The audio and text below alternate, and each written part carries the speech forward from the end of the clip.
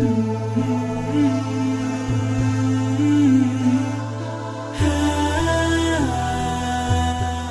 selesai. Habis itu sekarang kita bahas tentang perjalanan hijrah Nabi Muhammad sallallahu alaihi wasallam. Hijrah ini berawal hari Kamis. Jadi hari Kamis itu berkumpullah datuk-datuk nenek mama Hulu Balang di sebuah lembaga namanya Darun Nadwah. Kalau di Pekanbaru, tadi kami berkumpul juga tadi sore. Nama lembaganya LAM, Lembaga Adat Melayu Riau. Saya alhamdulillah dua-dua saya masuk, LAM sama MIM. LAM Lembaga Adat, MIM Majelis Ulama. Nun aja yang belum lagi. Nun itu bahasa Jawanya apa? Berkumpullah mereka, nama lembaga itu Darun Nadwah. Yang mendirikannya namanya Kusoi. Siapa namanya? Kusoi. Muhammad, anak Abdullah, anak Abdul Muthalib, anak Hashim, anak Abdi Manaf, anak Kusoi. Kita ulang sekali lagi. Muhammad, anak Abdullah, anak Abdul Muthalib, anak Hashim, anak Abdi Manaf, anak Kusoi. Kusoi inilah yang mendirikan lembaga namanya Darun Nadwah. Darun artinya rumah, Nadwah balai pertemuan. Kalau bahasa kampung awak, convention hall. Convention hall atau pokoknya yang ada shensionnya itulah. Jadi berkumpullah datuk-datuk nenek mama Hulu Balang, panglima, semuanya hadir waktu itu. Judul agenda acaranya bagaimana menghabisi Muhammad. Pertama dibujuk, Muhammad, mau tak engkau dikasih sawit 2 hektar? Agak-agaknya lah waktu itu. Apa kata Nabi Muhammad? Wallahi ya ammi, demi Allah wahai paman, law wada'u syamsa fi yamini, seandainya mereka letakkan matahari di tangan kananku, bulan di tangan kiriku, ala an atruka hadzal amra ma taraktuh, tak akan kutinggalkan dakwah ini. Jadi metode yang pertama adalah dibujuk dan dirayu. Mau tak? Mau tak? Mau tak jadi? Tak mau dia. Tahta, harta, wanita. Tahta, tak mau. Harta, tak mau. Wanita, tak mau. Kalau tidak mau dirangkul, maka dipukul. Metode itu yang sedang dipakai sekarang. Nah, kira-kira mau tak? Saya pula ditawari jadi menteri, mana saya mau? Wakil presiden aja saya tak mau. Ada dirayu. Yang nawari Ustaz jadi menteri siapa? Tak ada. Ini kan cerita. Cepat betul tepatnya. Jadi yang pertama dirayu. Nabi Muhammad tak mampan dirayu. Karena surga itu sudah di kelopak mata dia, nampaknya. Nabi itu asal buka mata nampak surga. Awak buka mie ayam aja jauh, namun lagi surga. Nah, enak ya ceramah kok di kampung kita sendiri, nyantai.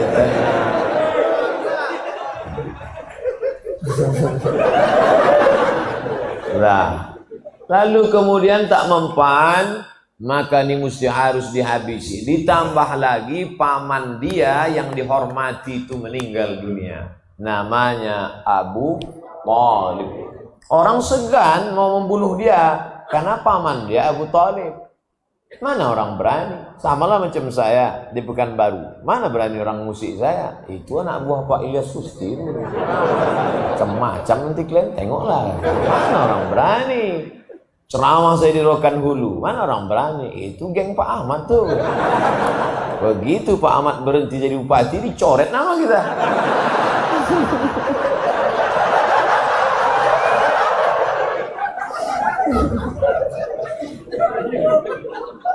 terbuka pula cerita. Nah, jadi setelah Nabi Muhammad SAW meninggal, barulah mereka, ini Muhammad harus dihabisi. Akhirnya rapatlah mereka pagi Kamis itu mau menghabisi Nabi Muhammad SAW. Nama pimpinan sidangnya namanya Abdul Uz. Nama pimpinan sidangnya namanya Umar bin Hisham. Siapa namanya? Umar bin Hisham. Kenal Bapak Umar bin Hisham? Kalau saya sebut nama kerennya, oh, Abu Jahal.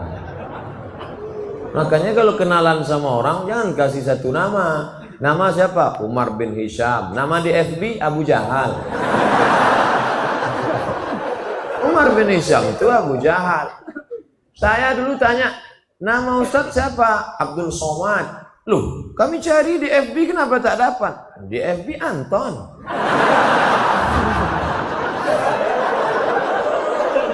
Nah, jadi nama kerennya Abu Jahal. Abu Jahal. Abu artinya bapak, Jahal bonga. Abu Jahal Pak bonga. Namun enggak ada itu. Jadi Abu Jahal tadilah pimpinan sidang paripurna nih. Sidang paripurna, kok bisa pula lah bonga jadi ketua sidang? Karena yang memilih itu goblok. Maka naik bonga. Yang tersinggung dengar ceramah saya. Karena beberapa orang yang tersinggung tuh 2-3 hari sudah itu mati. Bukan saya hebat, enggak, memang ajalnya udah sampai. Jadi sidanglah. Agenda sidang kita hari ini bagaimana menghabisi Muhammad sallallahu alaihi wasallam. Ada pendapat angkat tangan satu. Entah dari partai apa waktu itu. Saya angkat tangan gitu dia. Saya komisi sekian. Saya tak sebut nama, dia tersinggung pula. Apa pendapat kamu? Muhammad ini kita antar ke tempat yang jauh. Cari tempat jauh, antar. Kira-kira ke Tenayan Raya lah. Campakkan di tempat pembakaran batu-batu. Bagaimana peserta sidang yang lain? Anggota parlemen, setuju? Tidak, saya tak setuju. Kenapa? Jadi mereka di Darun Nadwa itu berdebat juga. Jadi orang kafir musyrik jahiliyah itu di parlemen rakyat itu berdebat. Bukan tidur mereka, enggak. Jadi kalau ada anggota DPR tidur, itu lebih parah dari parlemen jahiliyah. Berdebat mereka. Karena arti parlemen, parle itu artinya bicara. Parle artinya bicara. Parlemen artinya orang yang dipilih memang untuk bicara. Maka pilihlah orang yang matanya terjaga untuk membicarakan hak-hak kita. Ini kemana arah bicara Ustaz? Pokoknya tangkap aja lah. Ini nampaknya makin banyak persekusi. Apa takut? Awak baik-baik ini persekusi juga. Bagus lepaskannya semua kan?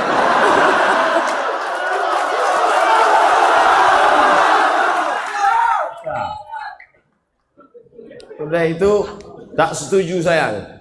Kenapa kamu tak setuju? Muhammad ini orangnya karismatik. Kalau sampai kita campakkan dia ke tempat yang jauh itu, tiba-tiba di sana nanti pengikutnya banyak dan dia akan kembali ke Makkah dan kita akan mati dibunuh oleh pengikutnya. Berpikir juga parlemen ini. Wah, bahaya ini. Jadi kalau gitu tak usah kita kirim dia, tak usah. Bahaya. Oke, ada peserta yang lain? Ada. Jadi otaknya bekerja mereka ini. Tak ada yang off otaknya. Kerja. Bagaimana menghabisi Muhammad? Pendapat satu tolak. Tak setuju ya? Tidak. Ada pendapat lain? Ada. Apa pendapat kamu? Pendapat saya begini. Kita buat kotak kayu. letakkan di samping Ka'bah, masukkan Muhammad ke dalam sallallahu alaihi wasallam. Masukkan dia ke dalam, jangan kasih makan, jangan kasih minum, biarkan dia kering di samping Ka'bah. Gimana? Ini modalnya kan lebih efisien, hemat biaya, mengatasi masalah tanpa masalah. Pegadaian syariah. Kata anggota parlemen yang lain, saya tak setuju. Kenapa? Karena jangan kalian sangka di samping Makkah ini tak ada pengikutnya. Pengikut dia banyak. Kalau sampai mereka melihat pemimpin karismatik mereka dibuat begini kering di samping Ka'bah, maka Makkah akan bergejolak, terjadi revolusi umat besar-besaran. Jadi kalau gitu pendapat pertama tolak, tolak. Pendapat kedua tolak juga, tak bisa kita pakai, tidak. Akhirnya suasana sepi, kata pimpinan sidang, kalau gitu kita break dulu, kita mabuk-mabuk dulu sebentar.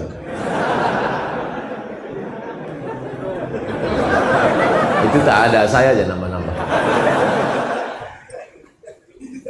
Bismillahirrahmanirrahim.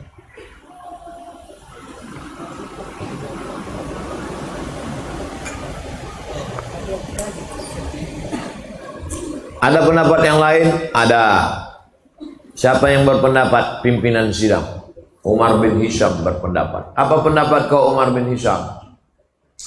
Kalau kita antar ke tempat jauh nanti pengikutnya banyak, betul. Kalau kita kurung di Makkah nanti bergejolak, betul. Ini paling efisien. Gimana?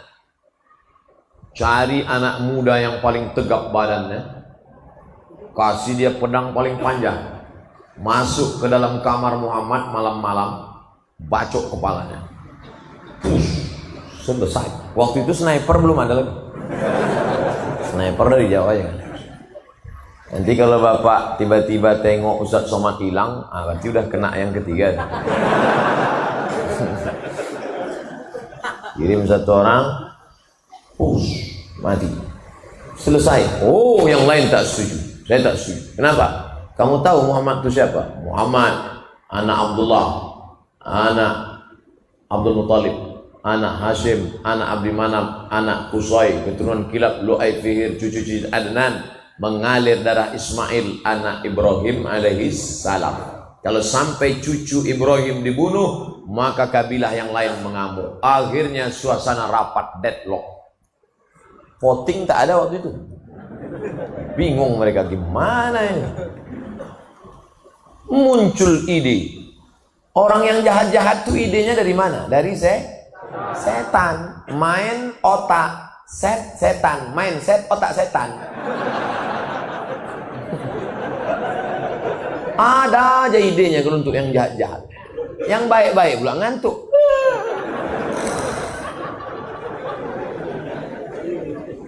Yang otak-otak kotor, otak-otak sungsang, otak-otak bekudis, otak-otak berkurak, ada aja ide di otak. Gas terus.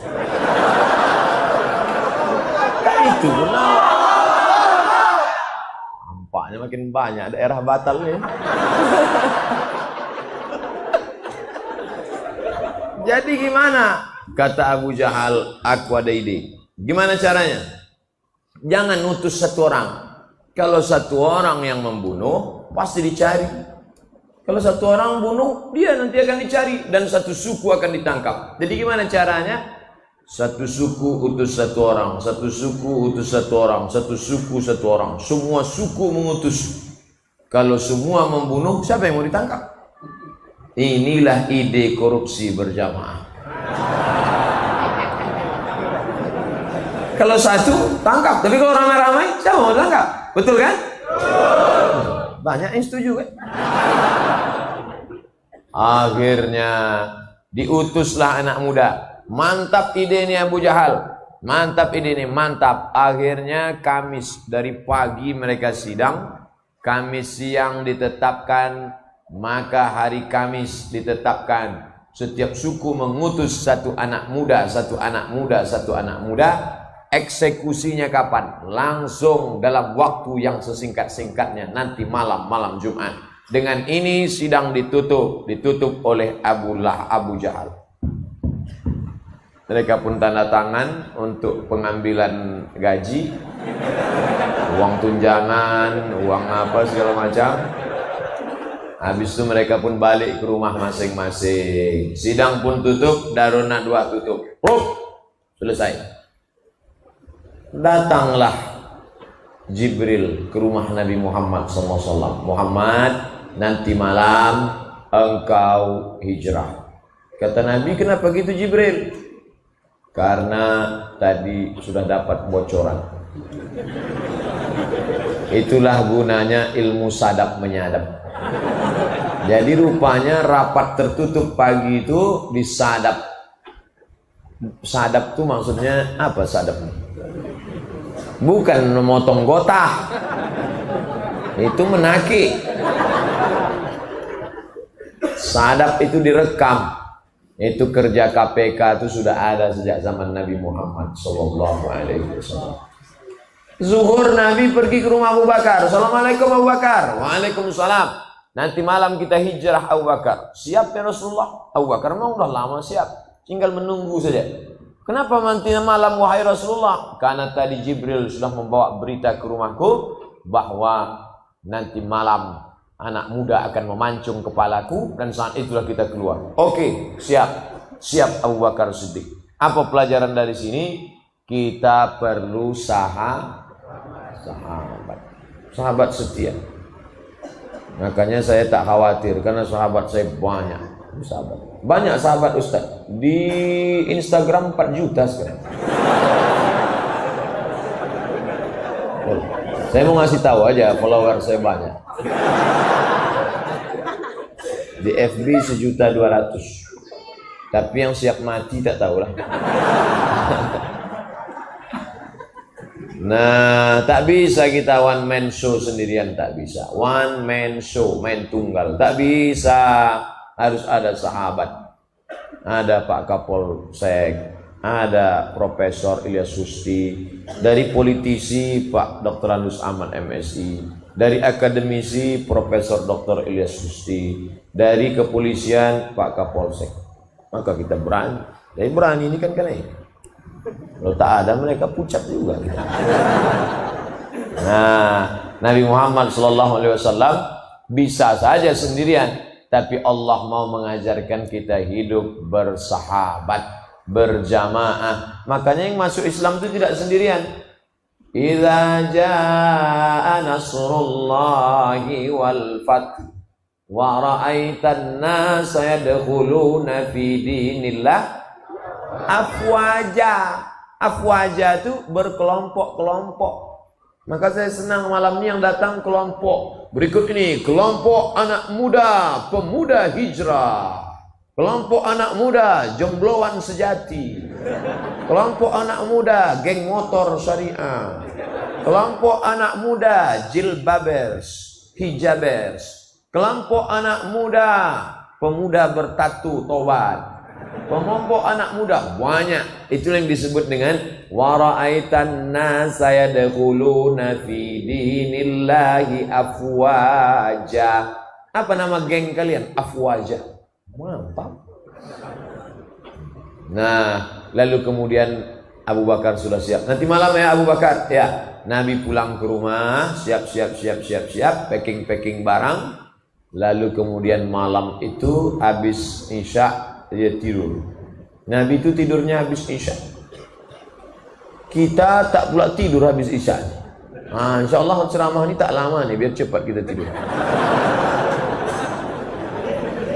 Nabi tidur setelah Isya biar supaya mudah tahajud malam. Kenapa kita sekarang payah tahajud? Karena habis Isya acara. Makanya habis Isya ngobrol itu makruh, kecuali untuk bicara akhirat, untuk ngaji. Tidur yang paling berkualitas kata Pak Dokter habis Isya. Jam 8 habis Isya, 9, 10, 11, 12, 1, 2, 6 jam tidur paling berkualitas. Katanya harus tidur 8 jam Pak Ustaz. Kalau tak tidur 8 jam kena penyakit 5L, lemah, letih, lesu, letoy, loyo, lunglai. Tidur itu bukan jamnya, tapi kualitasnya tidur itu. Coba tengok kawan-kawan kita security yang malam tak tidur. Siang tidur dia dari jam 6 pagi sampai jam 6 petang. Sholat jamak takhir semua. Lemas juga badan dia. Tapi ada orang yang tidurnya sedikit aja, tapi berkualitas. Makanya habis isya tidur. Tak bisa lah Pak Ustadz, kami ada acara. Oke, tambah 2 jam. Jam 10 tidur. Tadi saya mulai ceramah nih jam setengah 9. Sekarang sudah jam setengah 10 kurang 10. Berarti saya sudah ceramah 50 menit. Kejap lagi habis. Nah, lalu kemudian Nabi pun tidur habis isya 9, 10, 11, 12, 1, 2. Pas jam 1 jam 2 dia pun bangun, keluar dia dari kamar. Waktu keluar dari kamar, anak-anak muda sudah siap menghunuskan pedang, mau masuk memancung kepalanya. Saat dia keluar itulah terjadi mukjizat. Wa ja'alna min baini aydihim saddan wa min khalfihim saddan fa aghshaynahum fa hum la yubsirun. Wa ja'alna min baini aydihim sadda, di depan mereka tembok. Wa min khalfihim sadda, di belakang mereka tembok. Fa aghshaynahum, kami tutup mata mereka. Fahum la yubsirun, mereka tak bisa menengok Muhammad. Nabi buka pintu, Nabi lewat, mereka macam orang kena pukau. Dan dipoto pula. Mengangguk. Dilemparkan Nabi pasir ke kepala mereka. Nabi pergi, setelah Nabi pergi baru mereka terbangun, pegangnya kepala. Pasir. Masuk mereka ke dalam, mereka mau cincang tempat tidur Nabi. Buka dulu selimut, coba buka dulu. Begitu dibuka selimut, Sayyidina Ali. Ali, iya, Muhammad mana? Mana? Aku tahu, kata dia.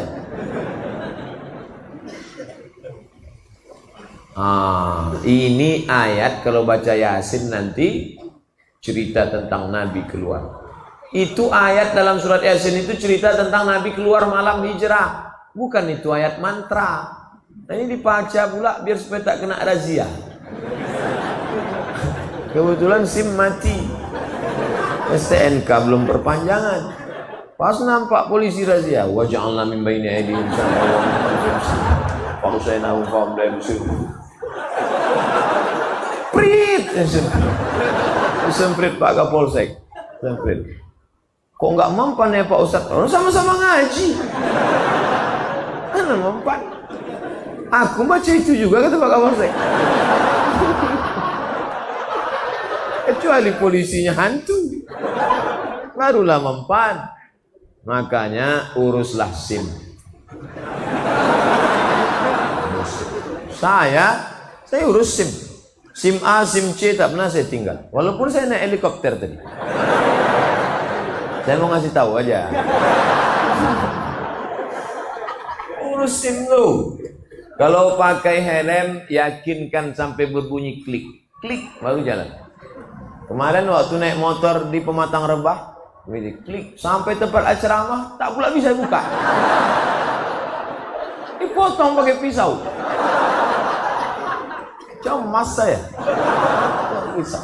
Cemasnya tak berapa, malunya. Sempat viral, helm tak terbuka. Nah, lalu kemudian keluar Nabi, ditanya mereka kemana Ali? Aku tak tahu, kata Ali.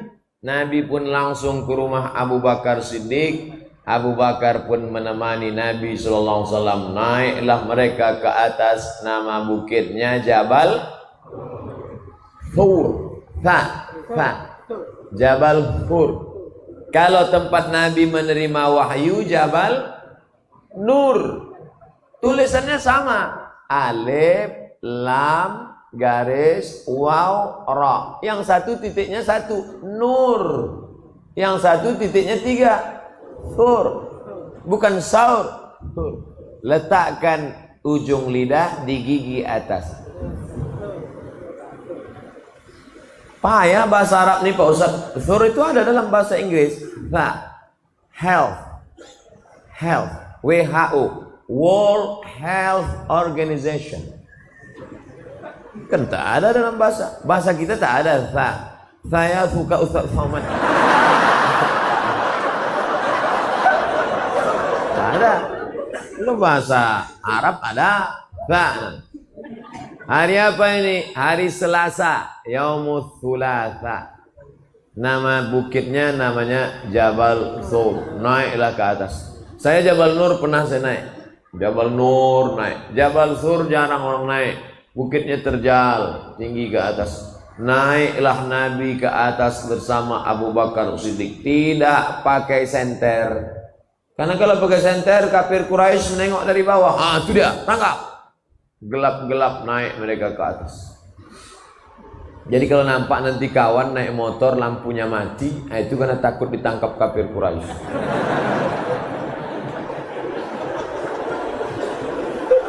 Naik mereka ke atas. Tengah malam gelap, jam 2 malam, jam 3 malam, sampai ke atas. Nabi udah mau masuk ke dalam Jabal Sur, ada gua kecil. Mau masuk Nabi ke dalam, ditahan Abu Bakar. Jangan ya Rasulullah. Kenapa kata Nabi? Mana tahu ada binatang berbisa di dalam. Biar aku cek dulu. Masuk Abu Bakar ke dalam. Dicek Abu Bakar, tengok tak ada ular, tak ada kalajengking, bersih. Silakan masuk ya Rasulullah. Andailah kita sama Nabi malam itu.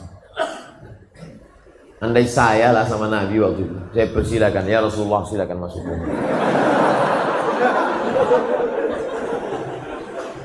Aku tak ada yang mengawal. Kalau engkau ada Jibril, Mikail, Israfil, Israel. Kalau aku siapa? Satpol PP pun tak ada. Abu Bakar Siddiq nyawanya diberikannya untuk Nabi Muhammad sallallahu alaihi wasallam. Makanya kalau kita salat tarawih, Al-Khalifatul Awwal Abu Bakr Siddiq. Apa kata jamaah? Radhiyallahu an. Belum pernah lagi protokol manggil saya. Berikut ini mari kita panggil Al-Mukarram Ustaz Abdul Somad. Tiba-tiba dijawab jamaah radhiyallahu an. Karena itu titel diberikan Allah karena perjuangan untuk Nabi Muhammad sallallahu alaihi wasallam. Setelah bersih, masuklah Nabi ke dalam. Abu Bakar bersandar ke dinding gua, batu, bukan macam kita tanah, bersandar dia. Jadi kalau ada nampak jamaah bersandar, itu bukan dia mengantuk, dia ingin mengenang bagaimana hijrah Muhammad. Supaya terasa. Tak boleh kita suuzon semua. Cuma Abu Bakar malam itu. Bersandar Abu Bakar, kaki Abu Bakar nih melonjor, memanjang. Karena capek lelah berjalan. Datang Nabi Muhammad sallallahu alaihi wasallam meletakkan tengkuknya di atas paha Abu Bakar. Saya sama Umar yang bawa acara tadi akrab, lama sudah saya kenal. Waktu dia nikah saya tausiah.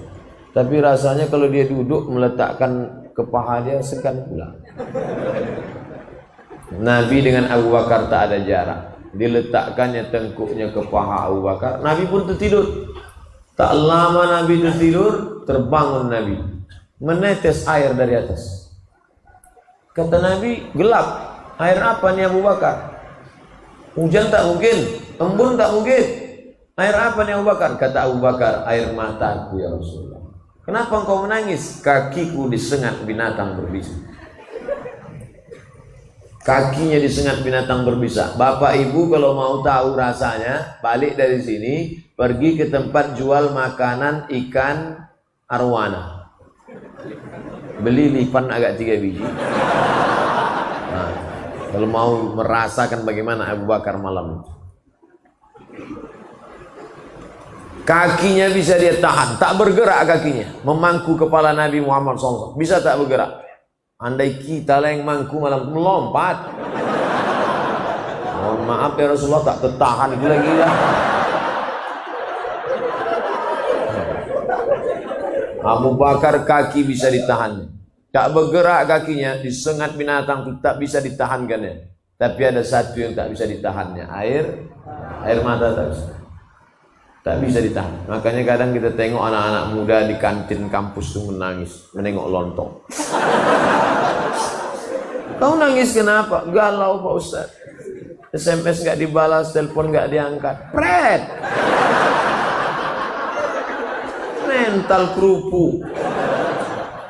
Baru menghadapi itu gimana mau melawan Israel? Maulah pakai pampers. Oh gitulah Abu Bakar Siddiq menahankan sengatan. Satu yang tak bisa ditahan, air mata. Tapi sekarang ada ibu-ibu yang bisa menahan air mata. Waktu meninggal lakinya tak nangis deh. Tanya, ibu tak nangis? Tidak Pak Ustaz. Kenapa? Udah lama aku tunggu.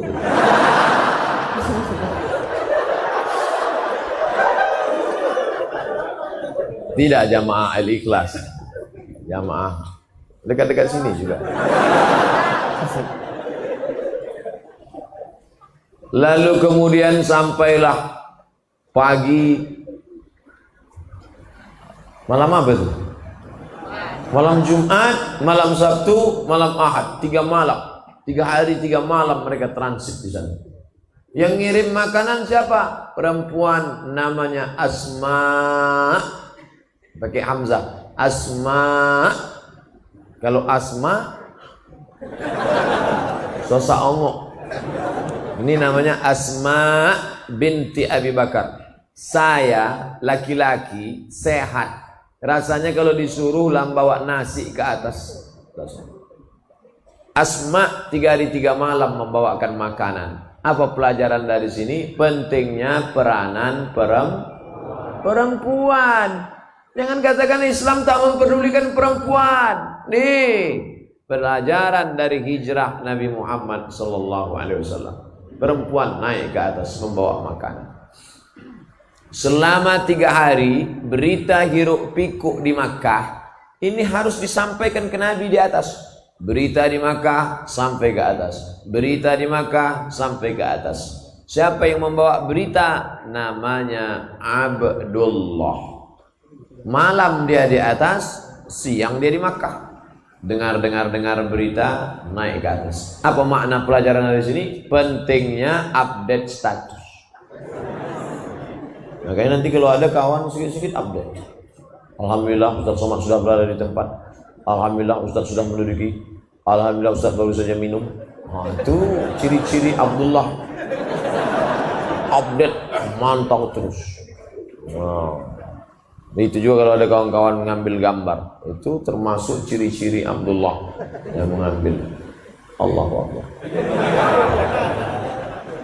Dah, yang mengantar makanan Abdullah. Asma yang membawa berita Abdullah.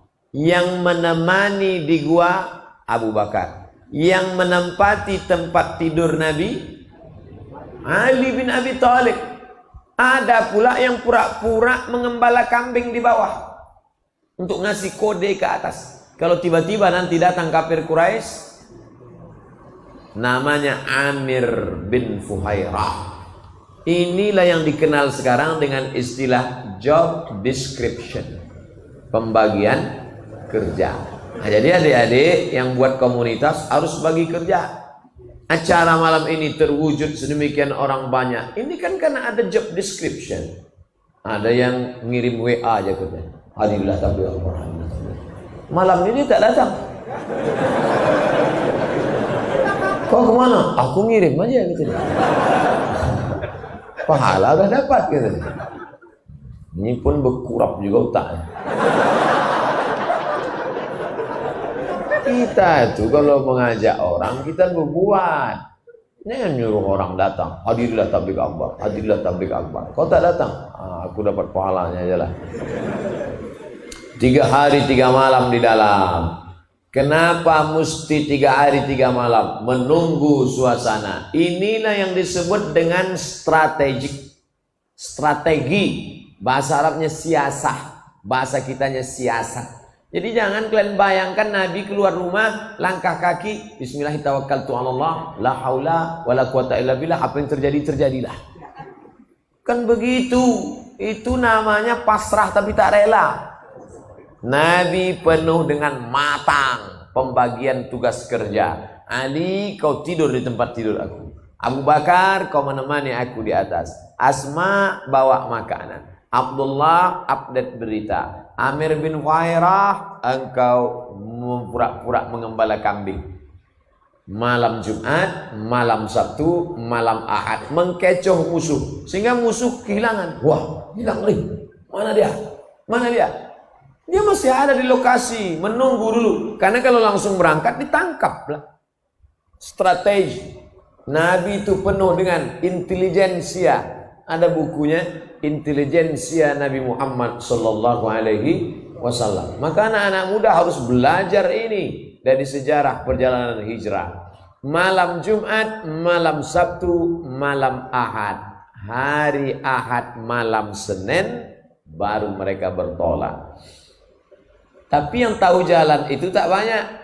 Kalau ditempuh jalan biasa, keluar dari jalan ikhlas, masuk jalan nangka, habislah.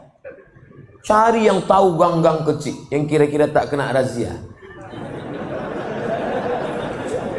Yang tahu jalan itu seorang bernama Abdullah bin Uraiqid. Ingat namanya, Abdullah bin Uraiqid, pakai qaf sama ta. Uraiqid.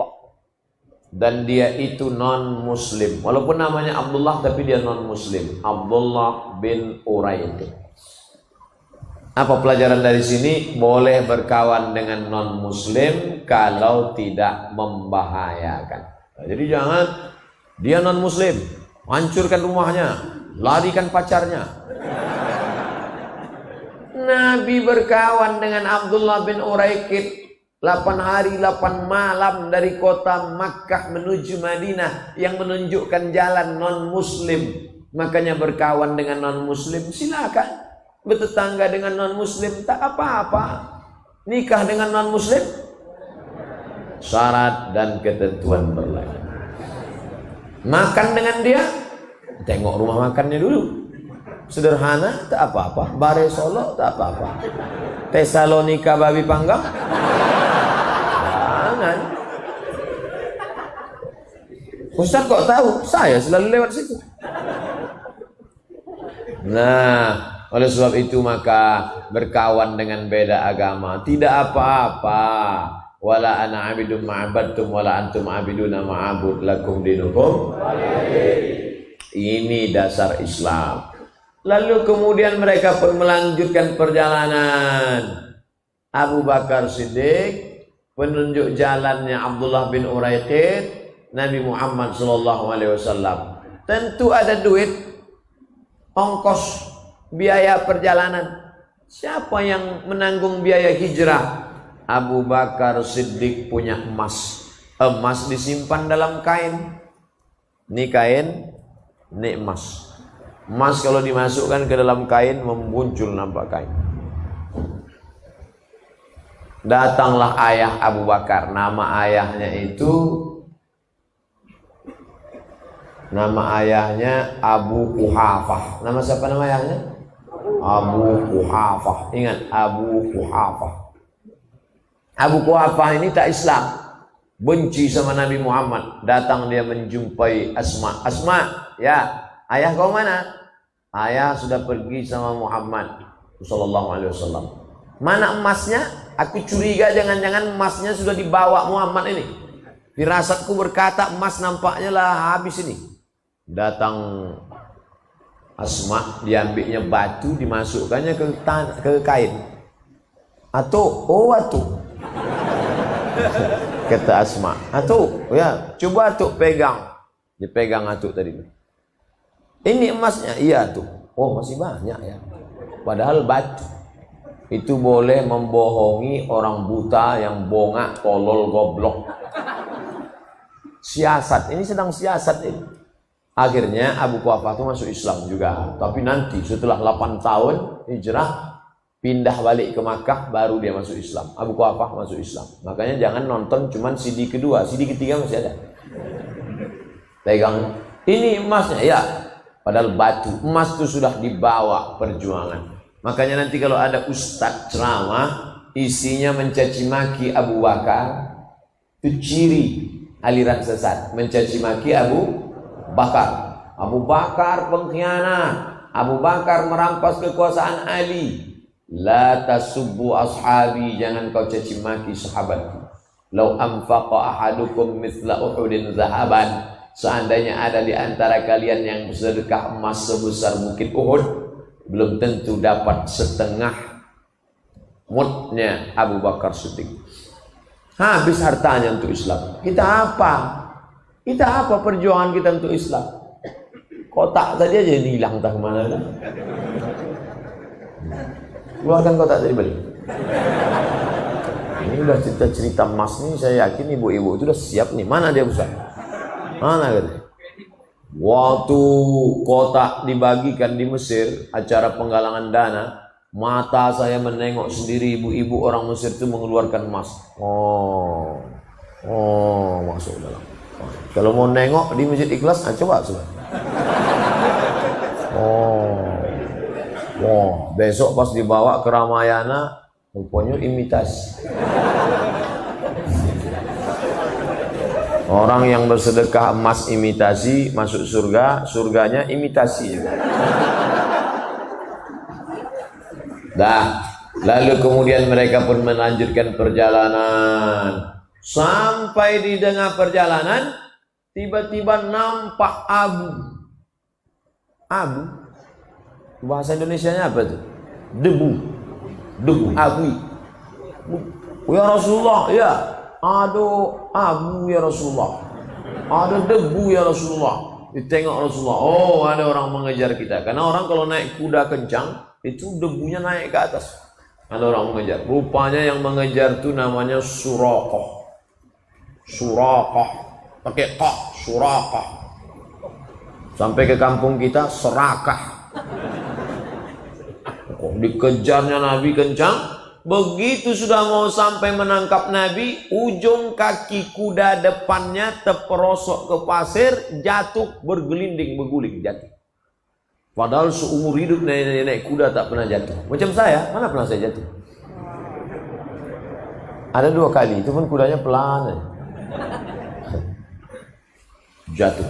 Akhirnya sadar dia, dikejarnya lagi Nabi Muhammad, dicegatnya Nabi, stop. Aku Suraqah seumur hidup tak pernah jatuh dari kuda, pembunuh bayaran.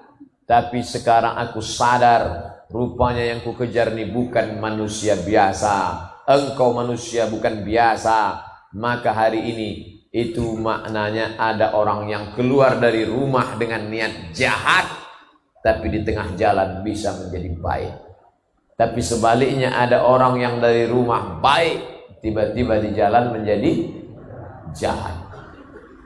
Apa pelajaran yang bisa kita ambil? Jangan sampai di akhirat kita malu sama Suraqah. Waktu itu Suraqah sudah ditawarkan, kalau kau bisa membawa kepala Muhammad, kau akan dikasih 100 ekor onta. 1 ekor onta paling murah 30 juta. Itu pun onta-onta yang udah berkurap lah itu lah. Kalau 1 ekor onta 30 juta kali 100 berapa? 3 miliar mas bro. 3 miliar. Kalau onta yang mahal yang bagus 70 juta, 7M. Mau berangkat dari rumah niat kepala Muhammad 7M, kepala Muhammad 7M, kepala Muhammad 7M. Tapi begitu jatuh dia menemukan titik baliknya, tak ada harga 7 miliar. Apa kata Nabi? Aghib anna Suraqah, kau balik ke Mekah, jangan ceritakan tentang kami. 7 miliar tak ada harganya, tapi ada kebahagiaan yang tak dapat ditebus dengan harta. Apa dia? Iman. Apa dia? Kelapangan dada. Oleh sebab itu maka kalau ada orang mengatakan semua bisa dibayar dengan uang, ada yang tak bisa dibayar dengan materi. Kebahagiaan hati, kelapangan yang dirasakan oleh Suraqah saat itu. Apa pelajaran yang perlu kita ambil? Ada orang keluar rumah niatnya mau memancung Muhammad sallallahu alaihi wasallam. Ada orang keluar rumah niatnya mau dapat cari harta haram, tapi di tengah jalan dia bertaubat. Betapa malunya. Dari rumah niatnya bismillah tawakkaltu 'ala Allah la haula wala quwata illa billah. Sampai ke tempat itu. Tak usahlah ceritakan. Jadi makin banyak orang sakit hati. Lanjut perjalanan.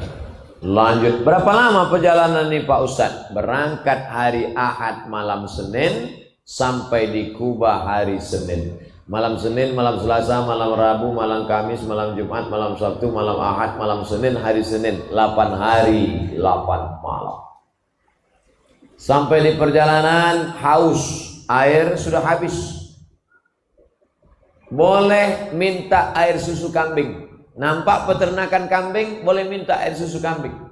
Boleh kami minta susu kambing? Boleh, silakan. Tapi sekarang musim kemarau, susu kambing kering. Tapi kalau mau tes lah, di situ terjadi mukjizat.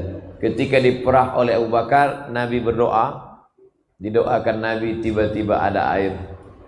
Keluar air susu kambing 1 gelas. Abu Bakar menyapu bagian bawah. Bagian bawah itu disapunya. Kenapa disapunya?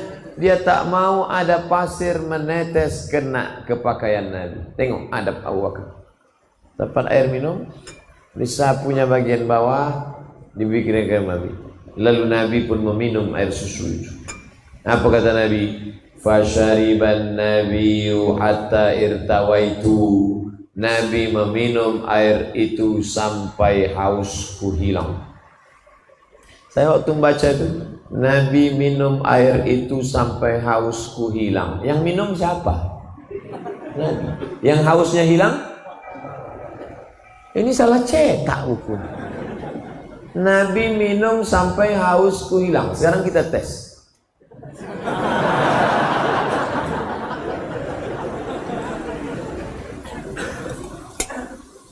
Keluar status. Melihat Ustadz minum, hausku menjadi-jadi. Abu Bakar sudah sampai pada tingkat merasakan tenggorokan Muhammad sallallahu alaihi wasallam. Air susu lalu di tenggorokan siapa? Tenggorokan Muhammad. Tapi yang lega tenggorokan siapa? Kalau sampai ke tingkat itu, itulah ukhuwah. Tapi jangan dibalik. Banyak juga sekarang anak muda tak nikah. Kau kenapa tak nikah? Nengok kau nikah, aku sudah terasa nikah. Ngada-ngada. Oleh sebab itu maka inilah puncak daripada. Ada orang sekedar simpati. Kasiannya Abu Bakar sudah sampai pada tingkat di atas simpati. XL itu Pak Ustaz. Empati. Merasakan perasaan kawan. Inilah yang dikenal dengan tenggang rasa, tepos liro. Puncak daripada cinta, puncak daripada ukhuwah Islamiyah, puncak daripada persaudaraan adalah merasakan perasaan orang lain. Maka kita paham hijrah itu kenapa tidak kun payakun. Padahal kalau mau ngapain 8 hari 8 malam. Minal masjidil harami ilal masjidil aqsa. Naik lagi ke Sidratul Muntaha. Tak sampai semalam selesai. Innama amruhu iza arada syai'an ayakula lahu kun. Kenapa perjalanan ini 8 hari 8 malam? Dengan berjalan kita kenal dengan orang. Kau kenal dengan si fulan? Kenal. Pernah kau jumpa? Enggak, kau belum kenal. Kau kenal dengan si fulan? Kenal. Pernah kau salaman sama dia? Belum, kau belum kenal. Kau kenal dengan si fulan? Kenal. Pernah kau seperjalanan sama dia? Tidak, belum kenal. Berjalan sama orang, barulah sadar kita. Selama ini dia nampaknya sabar, berwibawa. Rupanya perut kenyang. Waktu lapar, nampak musang berbulu harimau. Bapak Ibu yang dimuliakan Allah Subhanahu wa ta'ala. Makanya kalau mau kenalan sama orang, banyak perjalanan. Saya ingin berkenalan dengan anak-anak muda ini. Nanti sampai masanya kita akan sama-sama berjalan touring kita nanti. Barulah kita kenal. Baru tahu kawan mana lawan ketika busi mati. Barulah tahu. Ya, nengok mati ya, iya. Dan tapi ada kawan yang masya Allah mati ya, iya. kasihnya mancis nih, bakar aja.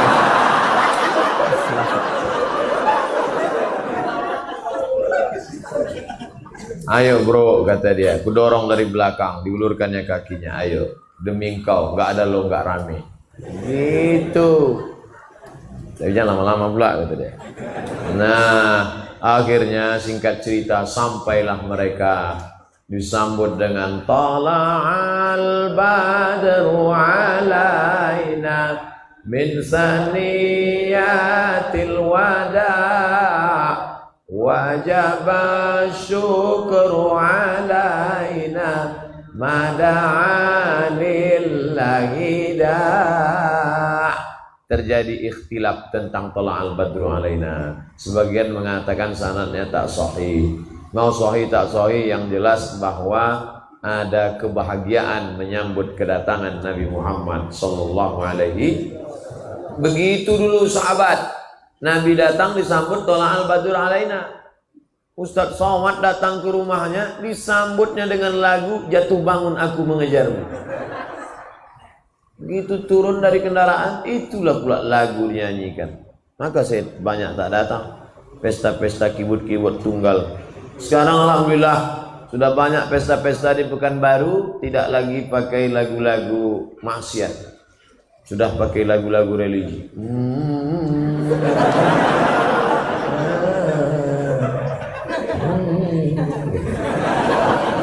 Terus tengok suaranya mantap, tengok berkumis. Jadilah ibu-ibu yang mau pakai rebana bagus, tapi jangan pula ada acara nikah dinyanyikan lagu Bila Israel datang menangislah kedua mempelai di atas.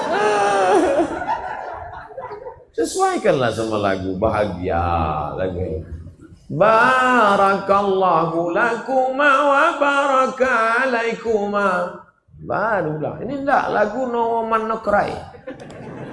No Woman No Cry. Yang menyanyi tak paham, yang mendengar tak paham. Sama-sama mengangguk. Tak apa diangguk kan?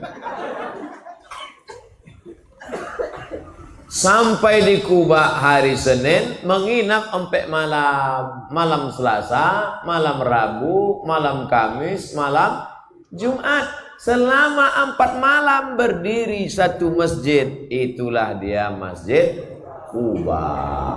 Bukan Fidel Castro. Kuba pakai kop, bukan Kuba. Kuba cerutu. Masjid Kuba. Siapa yang sholat di Masjid Kuba sama dengan umroh. Iya Pak Ustadz, iya, menyesal kami Ustadz, kemarin di Masjid Kuba tak sholat. Jadi apa? Ambil selfie. Tak sholat sunat. Sholat sunat di Masjid Kuba. 4 hari 4 malam berdiri satu masjid. Tanya Profesor Ilyas Nusti bagaimana sulitnya mendirikan masjid. Ikhlas. Tanya Pak Dr. Andus Haji Aman MSI bagaimana susahnya dulu mendirikan Masjid Islamic Center Pasir Pengairan Rokan Hulu. Apa kata anggota-anggota dewan itu dulu?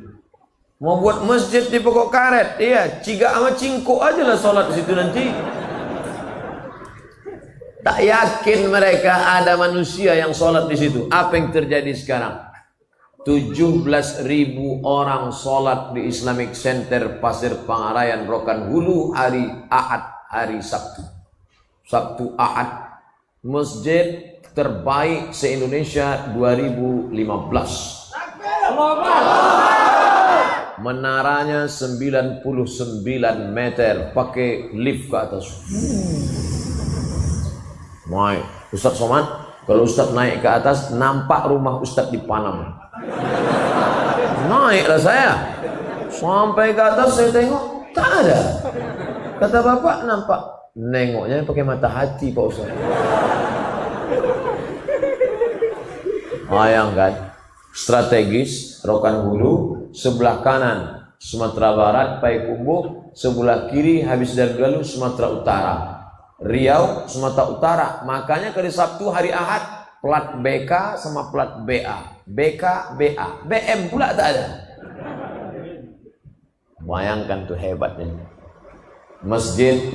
Makanya membangun peradaban berawal dari masjid. Karena Nabi bangun masjid pertama. Makkah, Masjidil Haram. Madinah, Masjid Nabawi. Palestina, Masjidil Aqsa. Makanya mencari menantu juga cari yang selalu ke masjid. Ibu-ibu di belakang, jangan cari menantu yang karaoke, diskotik. Kasihan anak gadis kita, macam tidur sama babi hutan. Carilah masjid ikhlasnya. Tengok banyak yang ganteng-ganteng, yang lajang-lajang. Cari ibu, kalau bisa ibu cari yang berdiri-berdiri. Itu tahan uji itu.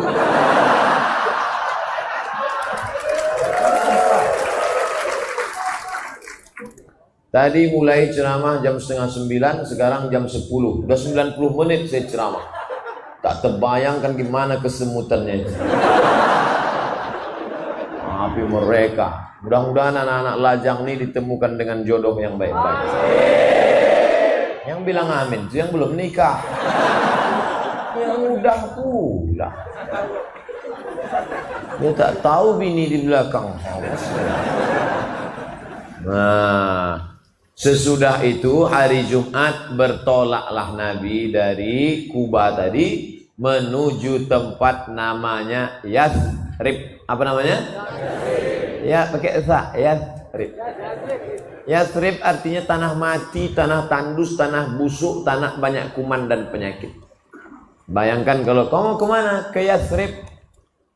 Tanah mati, tanah busuk, tanah banyak kuman dan penyakit. Dirubah Nabi namanya menjadi Al-Madinah Al-Munawwarah. Kota peradaban yang terang benderang.